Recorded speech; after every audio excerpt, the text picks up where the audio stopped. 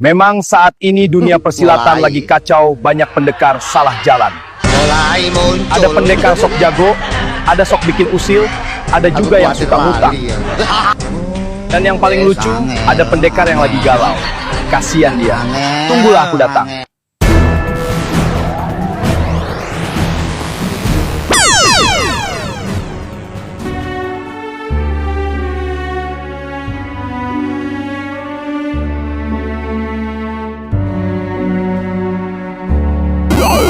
Hai sobat, sedang apa kau di sini? Bondet, aku lagi galau nih. Aku baru diputus sama pacarku. Wah, serius? Cerita dong. Jangan khawatir, ada janda, mau nggak? Mau.